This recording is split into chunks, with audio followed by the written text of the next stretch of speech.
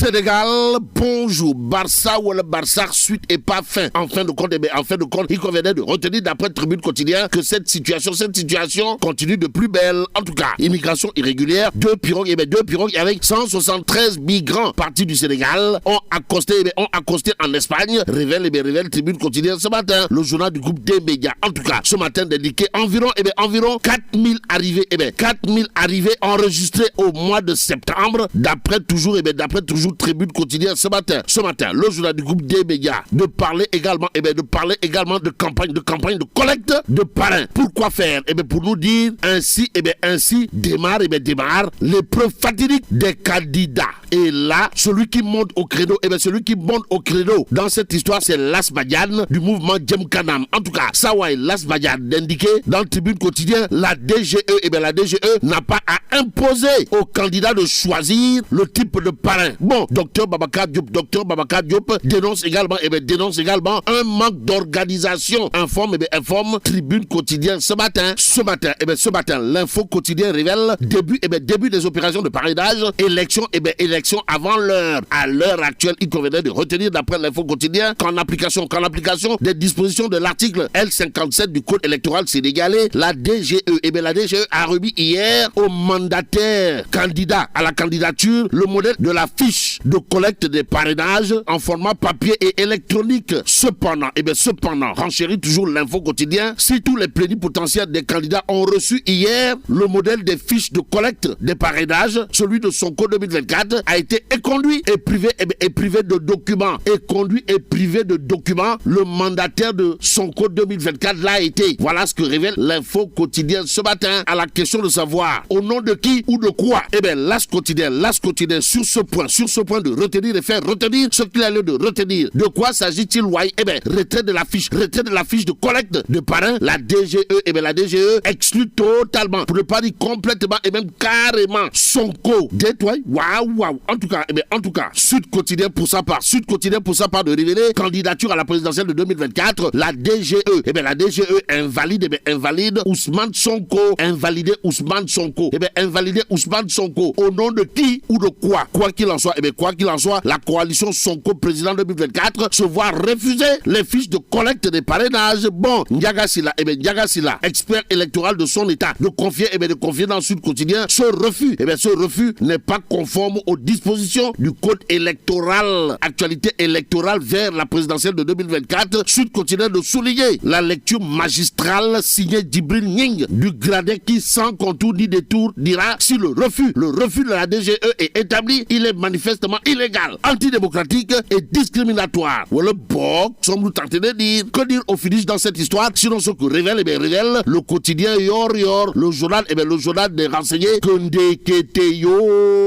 Ndeketeyo, la DGE viole la loi. Et c'est peut-être au nom de la loi relative au droit à l'information que le quotidien Yor s'arrête sur un sujet autour de la radiation. De Ousmane Sonko, comprenez Pros ou la porte du Bourroc. En tout cas, il est question d'après Yor d'une notification en trompe-l'œil. Mais avoir l'œil, comprenez la vista. La vista, c'est l'affaire de Ousmane Sonko. Et là, le quotidien Yor d'indiquer les candidats des patriotes à la présidentielle de 2024. En tout cas, il s'agit de Bassirou Diomaye Faye, Guy Marius Sagna et autres, informe Yor, le journal, en tout cas, de retenir 5 candidats. 5 candidats pour la présidentielle de 2024 dans le camp de Ousmane Sonko. Ainsi, il est question du coup de génie, de Sonko et du coup de Jarnac, contre Macky Sall. Qu'à cela ne tienne, le quotidien, en tout cas, au chapitre des alternatives au leader de l'ex-Pastef de révéler Diomaye Faye, Birame Souleye Diop et Guy Marius Sagna en plan B. En attendant, terminons avec Tribune Quotidien ce matin. Le journal parle d'écoles saccagées, de déficit de 250 enseignants à Ziguinchor, histoire de renseigner l'inquiétude. L'inquiétude plane sur la rentrée des classes du côté du sud du pays. Et là, mais là, tu donc,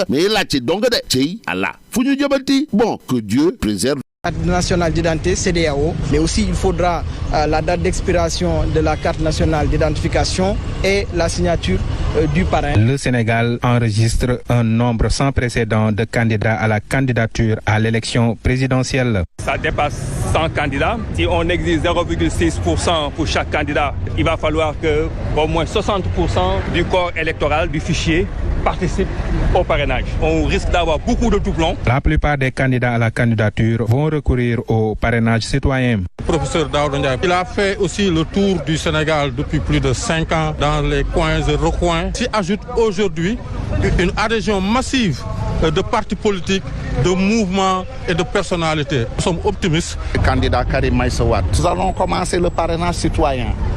Et à l'arrivée, nous jugerons, n'est-ce pas, de ce que nous allons opter. Pour rappel, l'attestation de dépôt de la caution de 30 millions, le quitus fiscal et le nombre de parrains devront être déposés entre le 11 et le 25 décembre prochain au niveau du Conseil constitutionnel. Nanko Bagayoko, le coordonnateur national du parrainage du mouvement Gumsebop, émet quelques réserves. Selon Mamadou Gueye, la difficulté majeure, c'est la maîtrise du fichier électoral utilisé dans le logiciel. Il invite d'ailleurs les candidats à exiger que leurs informaticiens participent au paramétrage du logiciel de la Direction générale des élections. Nous, notre combat majeur, c'est le fichier électoral. Que le fichier électoral soit en concordance avec le fichier utilisé par le logiciel. C'est ça seulement le problème aujourd'hui. Personne ne maîtrise ni le logiciel et personne aussi n'a le fichier électoral. C'est pourquoi le combat aujourd'hui, c'est qu'il faut qu'il y ait une adéquation entre le fichier électoral et le fichier qui est installé dans le logiciel que personne ne maîtrise. Le combat majeur, c'est de maîtriser le fichier électoral qui est dans le logiciel. C'est ça le combat. Ce n'est pas une histoire de parrain. Je l'ai toujours dit, même avec 10 parrains, on peut vous recaler. Parce qu'on ne maîtrise pas ce qui est dans le logiciel. Et je l'ai dit, il faut que les candidats se solidarisent et les candidats obligent la Direction générale des élections que leurs informaticiens participent aux travaux et maîtrisent les paramètres.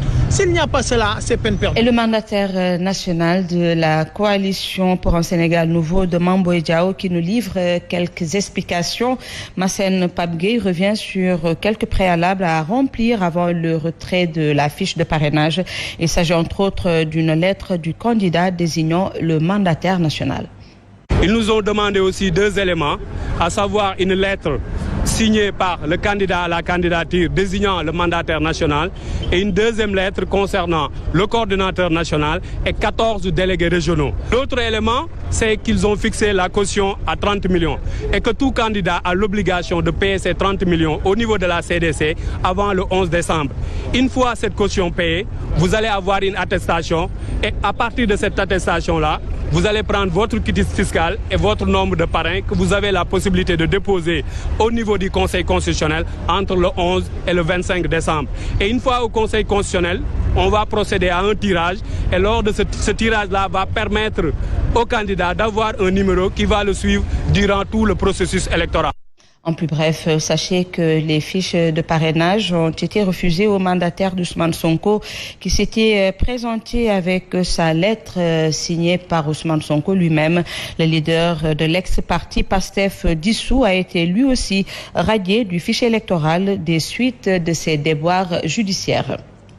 Et nous parlons de tout à fait autre chose. Le collectif des enseignants décisionnaires du Sénégal menace de boycotter la prochaine rentrée scolaire si l'État ne respecte pas ses engagements. Face à la presse ce matin au siège du SAEMS, ces enseignants ont déploré le comportement des autorités. Ils estiment qu'elles sont moins préoccupées par les problèmes de l'heure. C'est ce que nous dit Tidiane Diallo. Non à l'injustice, oui à l'équité. Le collectif des enseignants décisionnaires du Sénégal expose ses revendications. Le basculement des décisionnaires dans le corps des fonctionnaires. La revalorisation de la pension pour permettre aux enseignants décisionnaires qui sont à la retraite de bénéficier de 80% du dernier salaire. Cependant, les enseignants prévoient de boycotter la rentrée scolaire si le gouvernement ne respecte pas les engagements signés. Étant source de drame social, nous n'écartons pas de boycotter les rentrées scolaires des 2 et 5 octobre prochains.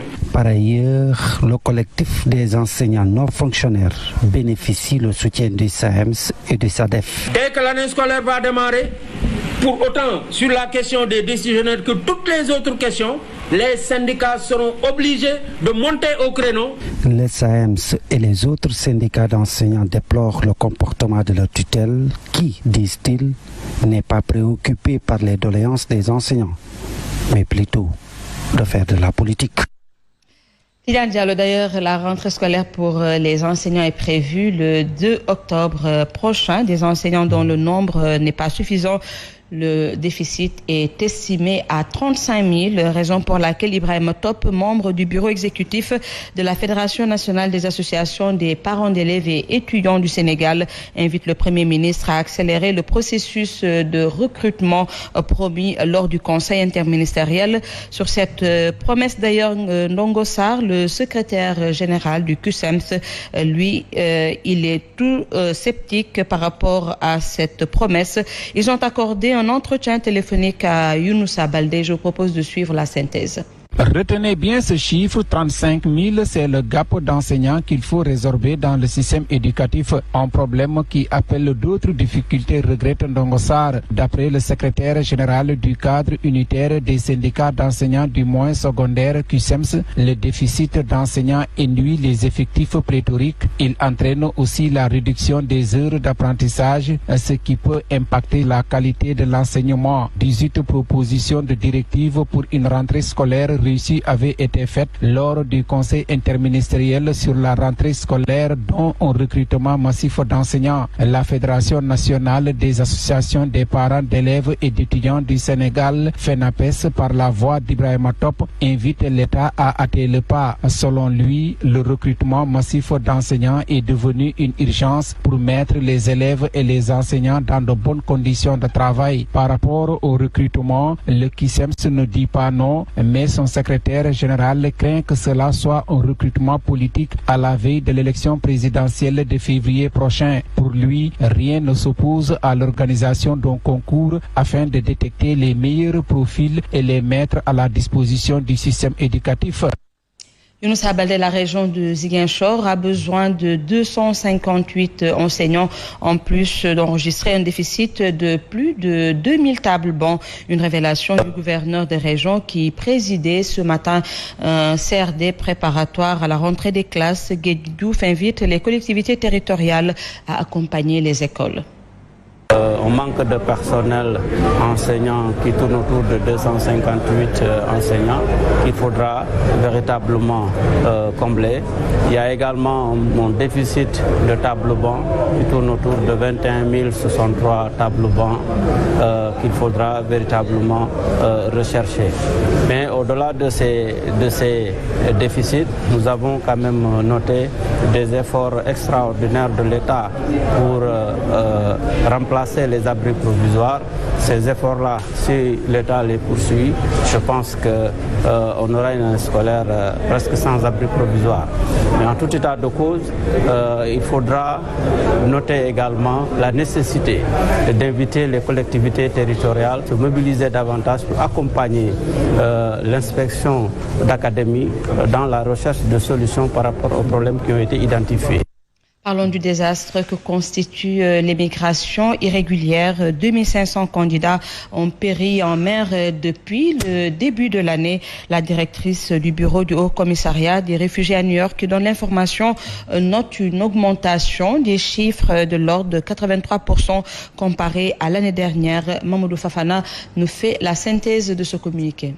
Le carnage maritime continue et prend des proportions qui dépassent même l'entendement si l'on se fie au dernier recensement des jeunes qui ont péri en haute mer. Les chiffres font froid dans le dos. C'est plus de 2500 migrants qui sont morts ou portés disparus après avoir tenté de traverser la Méditerranée vers l'Europe depuis le début de l'année, a déclaré jeudi une responsable du Haut Commissariat aux réfugiés de l'ONU. Ce nombre, dit-on, représente une augmentation de 2/3 comparé aux 1680 personnes lors de la période de 2022. La directrice du bureau du HCR à New York, lors d'une réunion du